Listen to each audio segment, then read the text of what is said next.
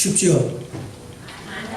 예, 이 안에는 안 춥죠. 제가 그 말씀 받으려고 그랬는데, 여러분 우리 교회 금년도 표 다시 한번 우리 복창을 하시고 그러고 우리 말씀을 듣도록 하겠습니다.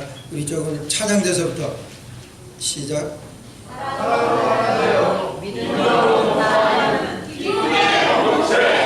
많은 잊어버린 것 같아요.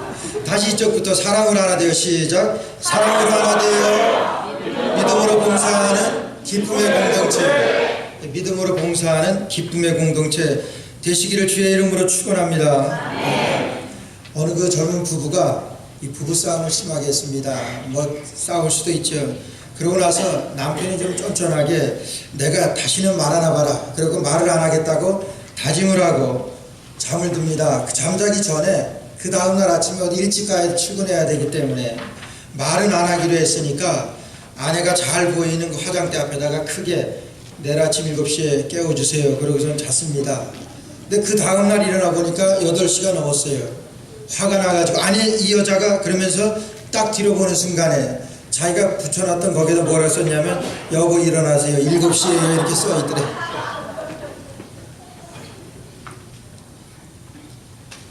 우리가 여러분 복음에 대해서 잘 압니다. 복음에 대해서 잘 아는데 그 복음에 대해서 우리가 어떻게 반응하냐 하는 것은 대단히 중요한 것입니다. 우리가 복음을 믿는 것과 복음 앞에 반응한다고 하는 것은 큰 차이가 있습니다. 오늘 주님께서는 말씀하십니다. 너희가 나를 사랑하면 나의 계명을 지키리라 말씀하시는 거예요. 너희가 나를 사랑하면 나의 계명을 지키리라. 여러분 복음이라고 하는 것은 그리스도이십니다. 예수님이 복음이십니다. 그런데 우리가 그 예수님에 대해서 제대로 반응할 수 없다고 하는 것은 우리가 그 복음에 대해서 잘 반응하지 못하는 이유는 우리가 주님을 사랑할 때가 아니고 주님의 사랑에 대해서 식어 있을 때라고 생각 안 하세요? 아니면 우리가 사랑하는 것을 우리가 다른 것에 나 자신에게 아니면은 다른 것에게 빼앗겼을 때 우리가 복음에 제대로 반응하지 못하는 이유가 되겠습니다. 오늘 말씀에도 보니까 우리가 주의 계명을 지키기 위해서는 우리가 주님을 사랑하는 것이 전제가 되는 거예요. 우리가 너희가 나를 사랑하면 내 계명을 지키리라 말씀하셨습니다. 여러분 행복한 부부란 어떤 부부입니까? 행복한 부부란 사랑함으로 나오는 반응을 계속해서 유지하는 능력이 있는 그 부부가 행복한 부부입니다. 사랑하기 때문에 나오는 반응을 계속해서 유지할 수 있느냐 하는 거예요. 이것이 우리가 그리스도의 복음 앞에 우리가 적용됩니다. 성경에 보면은 우리 부부에 대해서 많이 말씀하시죠. 남자와 여자에 대해서 많이 말씀하시고 비유하십니다. 복음에 대해서도 이렇게 말씀하십니다. 근데 우리가 복음에 대해서 오늘 말씀하시는 것 같이 우리가 하나님을 사랑함으로 예수님을 사랑함으로 나오는 반응을 우리가 계속해서 유지할 수 있는 능력이 있느냐, 이것이 복음에 우리가 제대로 반응하는 것이라고 하는 것입니다. 우리가 복음에 대해서 말할 수 있습니다. 복음을 전파할 수 있습니다. 그러나 그것이 복음에 대해서 제대로 반응하는 것하고는 차이가 있습니다. 벌티모어에 있는 어느 목사님이, 미국 목사님이 이제 교회에 설교하러 가시기 위해서 집을 나섰습니다. 약 한 30분 정도 드라이브해서 가셔야 되는데 이제 드라이브 하이웨이를 가시다가 하이웨이에서 두 사람이 부부 같아요. 차 옆에서 차를 세웁니다. 그러니까 차가 얼핏 보기에도 망가진 것 같아요. 그래서 세우고 태워줄까 하다가 생각하니까 나는 복음을 전하러 가는데 설교하러 가는데 아니지 늦으면 안 되지. 그런 생각과 함께 바로 며칠 전에도 그런 사람 태워주다가 큰 봉변을 당했던, 강도로 변해가지고 봉변을 당했던 그런 사건도 있고 그래가지고 그냥 모른 척하고 그냥 가버렸습니다. 제 시간에 도착해서 설교 말씀을, 하나님의 말씀을 증거했습니다. 그러는데도 계속 찜찜하신 거예요. 증거하시고 나서. 그러면 생각한 것이, 아, 내가 오늘 복음을 제대로 전하지 못했구나. 그러면서 말씀하시는 것이 내가 복음을 전할 수는 있을지 모르지만 그 복음에 반응하지를 못했구나, 이렇게 고백을 했다. 복음에 반응하는 삶이 되어야 되는데 그렇게 하지 못했구나, 이렇게 고백을 했다 그럽니다. 작년 우리 가족 수양회 때 강사로 갔던 그 윤태호 목사님이 책을 하나 선물하셨어요. 나로 팬이라고 하는 그 책인데 한국말로다가는 팬입니까? 제자입니까? 그 책이에요. 켄터키 루이빌의 카일 아이들먼이라고 하는 교육 목사님이 쓴 책이에요. 당신은 팬입니까? 아니면 제자입니까? 책 제목이 그래요. 그럼 팬이 뭡니까? 팬이라고 하는 것은 내가 기대했던, 내가 상대했던, 내가 바랬던 그 사람이 아주 잘하게 되면 나는 그 사람의 팬이 됩니다. 그 사람을 열렬히 환영합니다. 그 사람을 지켜 세웁니다. 그 사람이라고 하면은 그러고서 말을 합니다. 그러나 그 사람이 실패했거나 그 사람의 내가 바랬던 그 모습이 아니라고 하면은 금방 떨어져 버립니다. 여러분, 제자라고 하는 것은 뭡니까? 그런 것에 있어서 제자라고 하는 것은 여러분 그분을 위해서 끝까지 따라가는 사람이 제자입니다. 그분을 위해서 내가 원했고 내가 좋아했던 것 포기할 수 있는 사람, 그 사람이 제자입니다. 오늘 말씀하십니다. 너희가 나를 사랑하면 내 계명을 지키리라 말씀하세요. 내 계명을 지킨다고 하는 것은 이제 누가복음 9장 23절에 예수님께서 말씀하십니다. 또 무리에게 이르시되 아무든지 나를 따라오려거든 자기를 부인하고 날마다 제 십자가를 지고 나를 쫓을 것이니라 말씀하세요. 이것이 계명입니다. 아무든지 나를 따라오려거든 자기를 부인하고 날마다 제 십자가를 지고 나를 쫓을 것이니라 말씀하세요. 정상적인 그리스도인이라고 하는 것은 우리가 십자가를 지는 삶입니다. 아무든지 나를 따라오려거든 자기를 부인하고 자기 십자가를 지고 나를 쫓을 것이니라 말씀하세요. 바울사도는 사랑하는 믿음의 아들 디모데에게 이제 예수님을 따라가기 위해서 세 가지 비유로 고난의 의미를 말씀합니다. 우리가 제자라고 생각할 때, 우리가 제자로 따른다고 할 때 우리에게 주어지는 삶의 덕목이라고 하는 것은 고난이고 고통을 빼놓을 수가 없습니다. 우리가 그렇게 하기 위해서, 예수님을 따라가기 위해서 우리가 이런 고난을 우리가 이겨야 합니다. 그러면서 세 가지로 비유하는 것이 이제 바울사도께서 디모데후서 2장 4절부터 6절까지 말씀하십니다. 군사로 다니는 자는 자기 생활에 얽매이는 자가 하나도 없나니 이는 군사로 모집한 자를 기쁘게 하려 함이라. 경계하는 자가 법대로 하지 아니하면 멸관을 얻지 못할 것이요 수고하는 농부가 곡식을 먼저 받는 것이 마땅하니라. 자, 여기에 세 가지로 비유를 하십니다. 우리가 받아야 될 고난을 말씀하시고 우리가 겪어야 될 우리 십자가를 말씀하시면서 세 가지 비유로 말씀하십니다. 그 첫째가 뭐냐면 병사입니다. 두 번째는 운동선수로 비유를 해요. 세 번째는 농부로 비유합니다. 우리에게는 월남 스키부대 용사들이 참 출신들이 참 많이 계신데 롤러스키가 아니고 월남 스키부대라고 하는, 월남에 무슨 눈이 옵니까? 스키부대라고 하는 것은 군대를 스킵한 사람을 얘기하는 게, 군대를 그냥 가지 않았던 분을 월남 스키부대라고 이렇게, 저도 그 누구한테 들은 얘기인데 그런 분들이 참 많은데, 여러분 군사로 우리가 모집되기 위해서는, 군사로 우리가 나서기 위해서는요, 여러분 내가 즐겨하던 것들을 포기하지 않으면 군사로 나설 수가 없습니다. 3,500불짜리 소파도 버리고 군대를 갈 수밖에 없고, 군대 가서는 그냥 그 전쟁에서 야전 내피로 야전 침대에서 생활을 하면서 어렵게 생활을 하면서 군대의 모든 규율이나 룰을 따라갈 수밖에 없는 것이 병사라고 하는 거예요. 중요한 것은 병사로 모집된 자는 복무하는 기간 동안에 모집한 자를 기쁘시게 한다고 하는 거예요. 군에 가서 내 마음대로 할 수 있습니까? 여러분 군대 가서 내가 좋아하던 거 내 마음대로 할 수 있어요.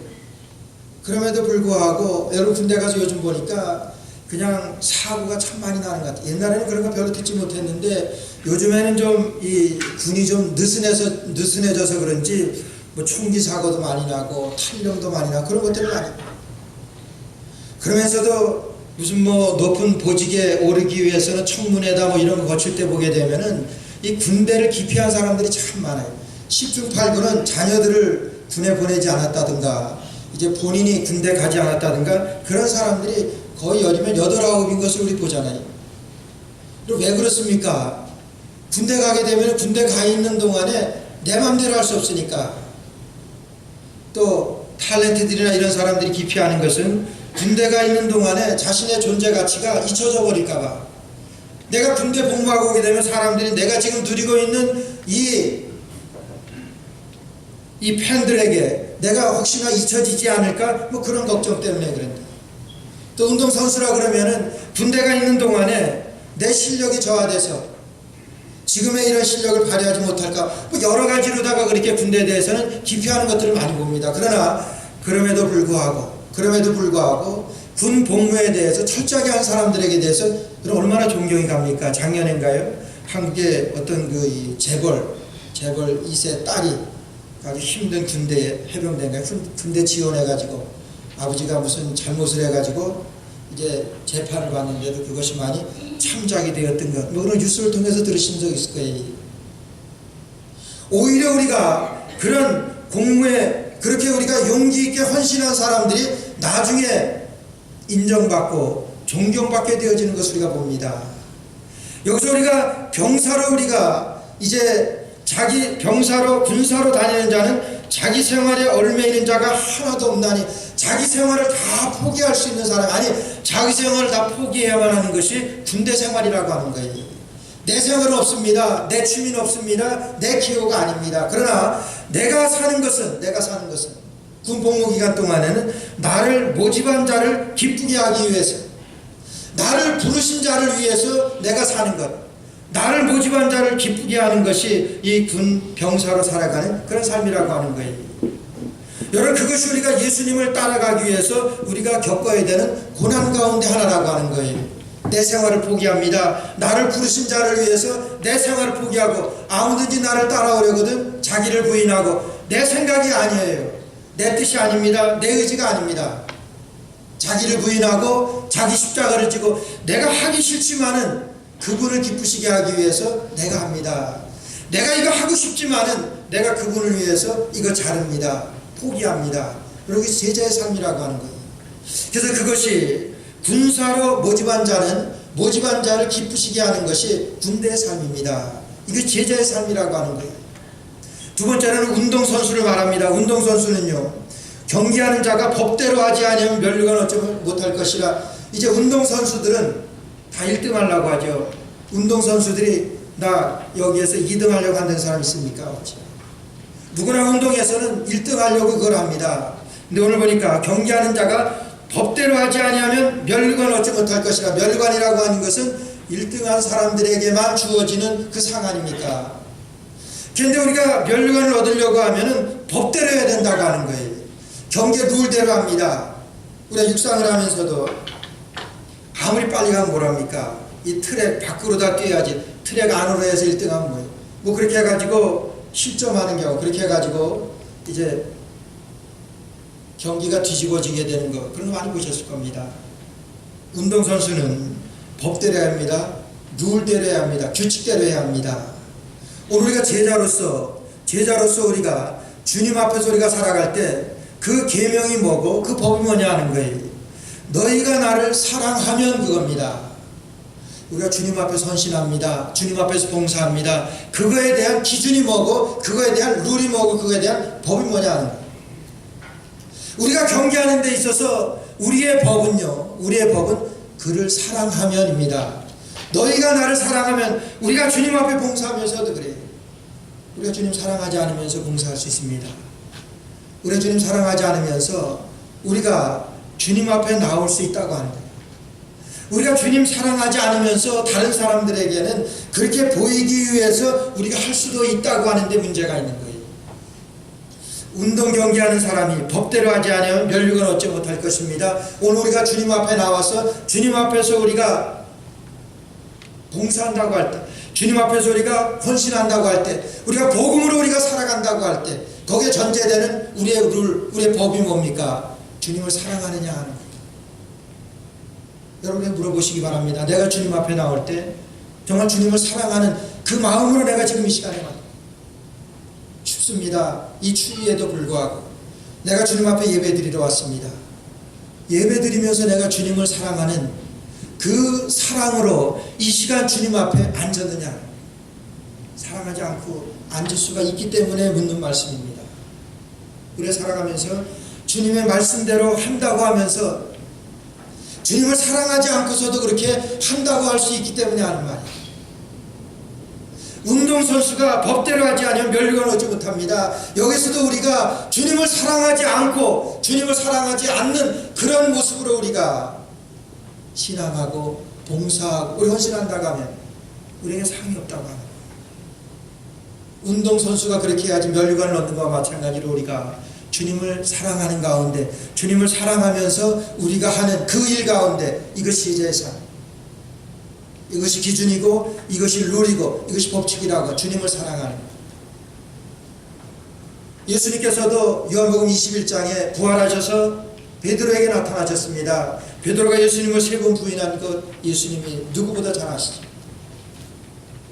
요한의 아들 시몬아 내가 나를 사랑하느냐 3번 물으십니다. 내가 나를 사랑하면 그렇게 말씀하셨어요. 내가 나를 사랑하면 내 어린 양을 먹이라 말씀하시고 내 양을 치라고 말씀하시고, 전제가 뭐냐 하면은 내가 나를 사랑하면입니다. 사랑하지 않고서도 할 수 있기 때문에 말씀하십니다. 오늘 주님 앞에 나와서 예배드리면서 내가 신앙에, 내가 교회의 어떤 모습대로 습관대로 우리가 따라할 수는 있습니다. 그러나 하나님은 우리의 중심을 보십니다. 내가 정말 주님을 사랑하면서 지금 이 시간에 주님 앞에 예배드리고 내가 주님을 사랑하면서 지금 내가 살아가느냐, 그것이 전제고 그것이 법이라고 하는 거예요. 운동선수가 법대로 하지 않으면 면류관을 얻지 못한다 그랬습니다. 주님을 사랑하는 여러분 되시기를 축원합니다. 운동선수가 면류관을 얻을 수 있는 방법입니다. 오늘 우리가 면류관을 얻을 수 있는 방법입니다. 주님을 사랑하는 겁니다. 3번째로는 비유하시는 것이 농부로 비유하십니다. 농부로 비유하실 때는 농부가 곡식을 먼저 받는 것이 마땅하니라 이렇게 말씀합니다. 열매를 위해서는 열매 뒤엔 항상 수고가 따른다는 것입니다. 농부하면 우리에게 기억되어지는 것은 신실함입니다. 그렇잖아요. 농부는 심은 대로 거둔다고 하는 것을 누구보다도 잘합니다. 그래서 농부가 곡식을 먼저 받는 것이 마땅하다고 하는 것은 농부의 신실함을 말하는 겁니다. 오늘 우리가 예수님을 믿고 예수님을 따라간다고 하는 것은, 주님의 제자가 된다고 하는 것은 이런 신실함을 말하는 겁니다. 여러분, 이런 고난의, 신실함의 고난을 우리에게 말씀하십니다. 농부가 파종을 하면서, 농부가 이제 곡식을 심으면서, 씨를 심으면서 작년 겨울에는 눈이 많이 왔기 때문에 금년에는 흉년이 될 거예요. 비가 많이 안 올 것 같아요. 그러고 씨를 뿌리지 않습니까? 여러분, 그러면 어떻게 됩니까? 내 생각에는, 내 경험에는 금년에는 태풍이 불 것 같아. 뭐 그런 짐작들 있죠. 수십 년 농사했으니까. 그러고서 씨를 뿌리지 않습니다. 여러분, 거둬들이는 것이 없습니다. 그러나 농부는 그런 거 생각하지 않습니다. 봄이 되면 씨를 뿌립니다. 여러분, 가을이 되면 곡식을 거둡니다. 그래서 농부가 곡식을 먼저 받는 것이 마땅하다고 말씀하시는 것은 농부의 신실함의 그 고난을 말씀하는 거예요. 그런 농부가 그렇게 씨를 뿌리려고 하니까, 여러분, 그 신실함으로 농부가 이렇게 씨를 뿌리려고 하니까 자기 생각으로는 아닙니다. 자기의 경험으로도 아니에요. 자기 의지로도 아닙니다. 이것이 전도서에 우리 아주 적절한 말씀이 전도서 11장에 나오는, 전서 11장 4절 말씀에 이렇게 나옵니다. 풍세를 살펴보는 자는 파종하지 아니할 것이요 구름을 바라보는 자는 거두지 아니하리라. 바람 부는 것을 보고 그러한 것을 살피는 사람은 파종하지 못할 것이라고 하는 거예요. 바람 부는데 어떻게 파종을 합니까? 비가 안 오는데 어떻게 파종을 합니까? 구름을 바라보는 자는 거두지 아니하리라. 어떻게 열매를 거두게 됩니까? 신실함입니다. 그러나 농부는 자기 생각 버리고 자기 생각 내려놓고 자기의 경험을 내려놓고 여러분 씨를 뿌립니다. 씨를 뿌리고는 가을에 열매를 거두게 됩니다. 이것이 농부입니다. 내 생각이 아니요. 하나님께서 주실 것을 확신하고 뿌릴 때 이미 하나님께서 이것에 대한 열매를 주실 것이라고 하는 그 확신을 가지고 씨를 뿌립니다. 그리고 거둬들이는 것이 농부입니다. 그러니까 농부는 그 결과 역시 어떻게 하나님께서 그 열매를 주실 것 그 역시 그분에게 있다고 하는 것을 믿고 용기를 가지고 씨를 뿌리게 되고 또 믿음을 가지고 곡식을 거둬들이게 되는 거예요. 열매를 생각하면서 씨를 뿌리게 되면 뿌리지 못합니다. 그러나 열매도 하나님 앞에 달려있고 뿌리는 것도 하나님 앞에 달려있고 하늘에 달려있기 때문에 때가 되면 씨를 뿌리게 되는 것이 농부입니다. 그러니까 결과도 주님 앞에 맡기는 것이 농부라고 하는 거예요. 씨를 뿌리고서는 기도하지 하늘에 맡깁니다. 일본에 아오모리 현이라고 하는 곳이 있습니다. 거기에는 사과로다가 일본에서 가장 유명한 곳이라고 그래요. 1991년 태풍이 불어가지고 그냥 90% 이상 그 사과가 다 떨어졌대요. 그러니까 팔지 못하죠. 90%는 다 버리게 됐다고 하는 거예요. 거기는 사과 농사만 짓는 곳이랍니다. 10%밖에 남지 않았습니다. 어떻게 그들이 살아갑니까? 그곳 이장이 아이디어를 냈다 그럽니다. 뭐라고 아이디어를 냈냐면 이장이 그것을 광고를 하면서 금년의 태풍에도 합격한 사과 10%입니다. 그러고 그것을 시장에 내놨다. 태풍이 합격한 사과 10% 그러면서 시장에 내놓는데 보통 때보다 10배를 붙여가지고 내놨다 그래. 100원이면 1000원을 붙여가지고서 시장에 내놨다. 다 팔렸답니다. 믿음을 가지고 결과도 하나님께 있다고 하는 그런 용기를 가지고 씨를 뿌리고 그런 용기를 가지고 적은 결과에 있어서도 하나님 앞에 맡기는 그런 삶 가운데서 하나님 앞에 우리가 병사로 우리를 부르셨고 하나님 앞에 우리를 운동선수로 하나님께서 우리를 부르시고 하나님께서 우리를 농부로 부르셔서 우리가 이 땅에서는 주님을 따라가고 주님의 제자가 되는 그런 고난의 의미로 우리에게 주시는 말씀입니다. 여러분, 그러면 본론으로 들어가서 복음에 반응한다고 하는 것이 무엇입니까?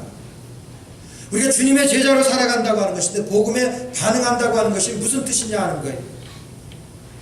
우리가 중요한 것은 복음을 믿는 것이 아니라 복음에 대해서 반응하는 것입니다.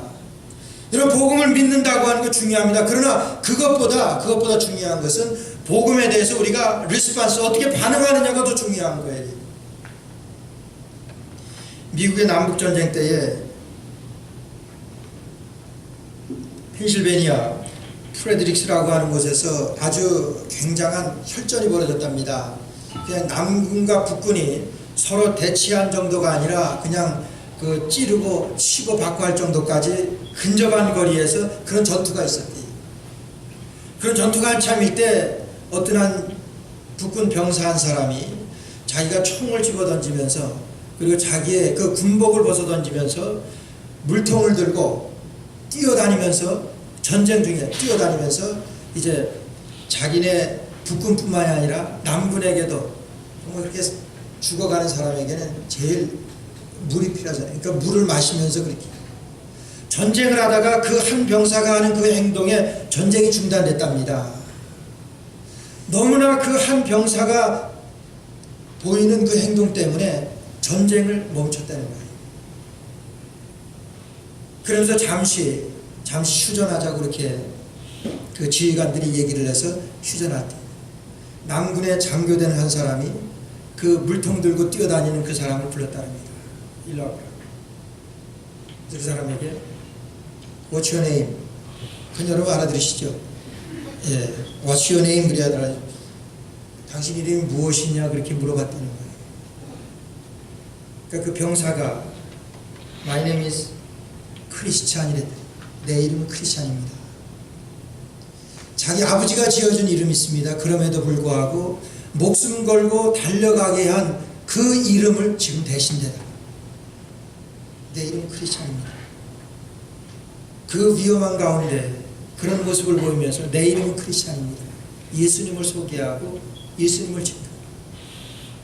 여러분, 이것이 복음에 반응하는 삶입니다. 복음의 리스폰스, 복음에 반응하는 삶이라고 하는 것이 이런 삶을 복음에 반응하는 삶이라고 합니다. 그럼 여러분, 우리가 어떻게 복음에 반응하며 살아갈 수 있습니까? 어떻게 우리가 복음에 반응하는 삶을 살 수 있겠느냐? 우리 주님은 강요하지 않으십니다. 여러분, 제자도라고 하는 것은 만일 내가 이런 말씀으로 제자도를 가르치세요. 예수님의 제자가 되는 것이 너는 나를 따라야 한다 그러면서 강제로 끌어갔던 적 하나도 없습니다. 우리 주님께서 말씀하실 때는 항상 It's up to you. 당신이 원하면 그겁니다. 오늘 말씀에서도 보니까 너희가 나를 사랑하면 말씀하세요. 너희가 나를 사랑하면 내 계명을 지키리라 말씀입니다. 너희가 나를 사랑하는 것이 조건이 되고 전제가 되는 거예요. 법은 아니지만 그것이 기준이라고 하는 거예요.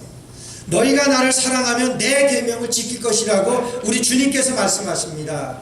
아무든지 나를 따라오려거든 복음에 반응하는 자세를 말씀드리고 복음에 반응하는 방법을 말씀드리는 거예요. 우리가 복음을 믿는 거 중요합니다. 우리가 다 복음을 믿는다고 그래요. 예수님을 믿습니까? 그러면 다 믿는다고 그래요. 그럼에도 불구하고 우리 예수님을 믿는 우리 크리스찬의 입지가 이렇게 좁아져 가고 또 이렇게 위상이 떨어져 가고 왜 그러냐 하는 거예요. 복음에 반응하지 못해서 그렇다고 하는 거예요. 난 크리스찬입니다. 여러분, 내가 크리스찬입니다 얘기할 때 나를 이 목숨 걸고 달려가게 한 그 이름, 이것을 내세울 수 있을 만큼 이게 복음에 반응하는 삶입니다. 그러기 위해서는 우리가 주님 앞에 주님을 사랑하는 것이, 주님께서 우리에게 묻습니다. 여러분, 주님 앞에 우리가 주님의 제자가 되고자 할 때 누구든지 나를 따라오려거든 자기를 부인하고 자기 십자가를 지고 나를 쫓을 것이니라. 여러분, 누구든지라고 말씀하세요. 아무든지라고 말씀하세요. 나를 따라오려고 하면 그 반대는 뭡니까? 따라오려고 하지 않으면 십자가 지지 않아도 된다고 하는 거예요. 오늘 말씀에서도 너희가 나를 사랑하면 나의 계명을 지키리라 말씀. 너희가 나를 사랑하지 아니하면 나의 계명을 지키지 아니하리라. 여러분, 그 말씀과 같은가요? 우리 주님께서는 강요하지 않으십니다. 누구든지 내 음성을 듣고 문을 열면 말씀하세요. 계시록 3장 16절 말씀했어요. 우리가 예수님을 믿는 것은 예수님께서는 나를 사랑하십니다. 우리가 그 사랑에 우리가 리스폰스 반응한다고 하는 것은 여러분 내 마음을 여는 거예요. 누구든지 내 음성을 듣고 문을 열면 말씀하세요. 주님은 말씀하십니다. 계속 말씀하십니다. 중요한 것은 내가 내 마음을 여느냐. 내 음성을 듣고 문을 열면 나는 그에게로 들어가 그로 더불어 먹고 그는 나로 더불어 먹으리라 말씀입니다.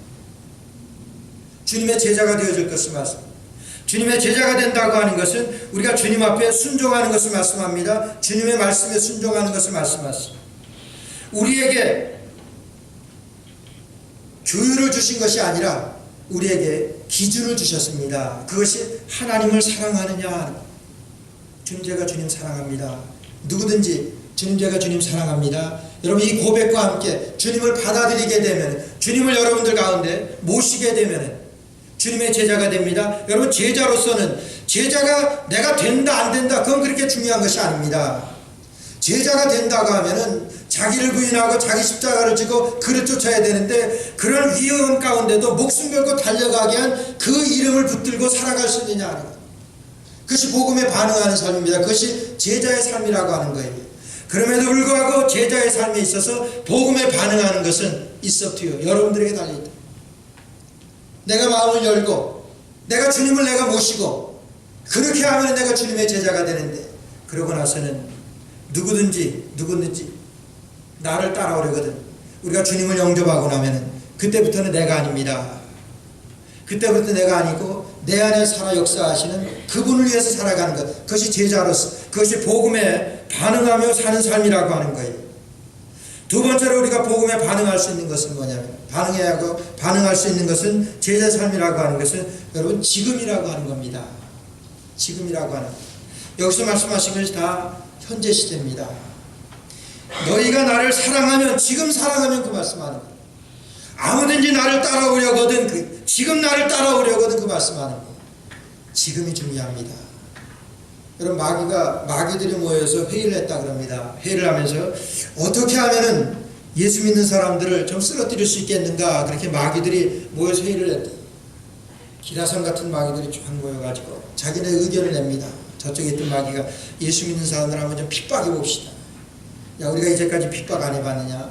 핍박하면 할수록 그 사람들은 더 예수님 앞에 나가는 거 보지 않느냐? 아주 고수인 마귀가 그럽니다. 그냥 가만 놔둡시다. 아니, 오히려 그들에게 예배도 열심히 드리라 그러고 예수님을 열심히 믿으라고 그렇게 해줍시다. 그런데 한 가지 내일부터 하게 하자고 합시다. 내일부터 너희들 열심히 예수 믿고 내일부터 열심히 예배 드리고 그렇게 하자고 합시다. 그렇게 하더라고 하는 거예요. 우리 함정입니다. 얼마나 우리가 여기에 넘어지는지 모릅니다. 내가 주님을 위해서 내가 내일부터 하지, 내가 열심히는 해야 돼. 그러나 지금은 아니야. 여러분, 청교도들이 주님 앞에 신앙생활하면서 외쳤던 구호가 있습니다. 한 번뿐인 인생 속히 가오니 그리스도를 위한 일만이 영원합니다. 이 미국을 미국되게 한 그 청교도 우리의 믿음의 선진들입니다. 그 사람들이 그렇게 고백을 하면서 이 미국을 읽으면서 한 번뿐인 인생에 속히 갑니다.